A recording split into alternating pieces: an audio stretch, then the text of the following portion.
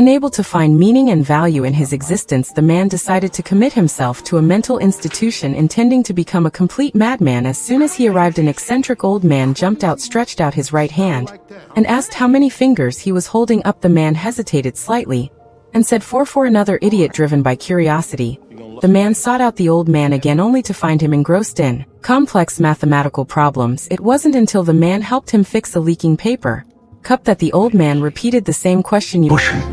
Never focus on the problem. Look at me. How many did you say? No. Look beyond the fingers. 8. 8. Yes.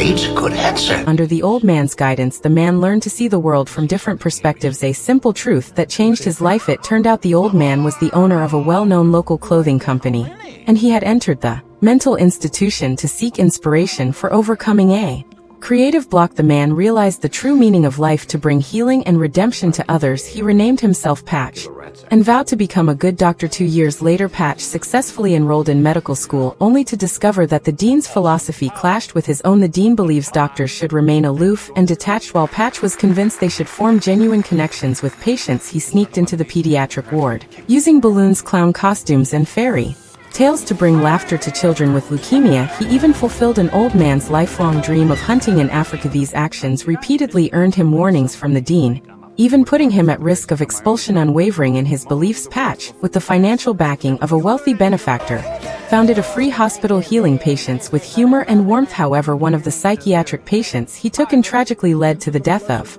his beloved Karen. Devastated by the loss, Patch nearly abandoned his ideals as he stood on a cliff's edge, ready to end his life. A butterfly, Karen's favorite creature, landed on his shoulder, as if her spirit was urging him to carry on. Reinvigorated, Patch returned to the hospital and fulfilled an elderly woman's childhood dream of diving into a pool of noodles. The dean expelled Patch for violating regulations, but at the medical board hearing, Patch delivered a passionate speech. A doctor's mission should be not just to prevent death, but also to improve the quality of life. That's why you treat a disease, you win, you lose.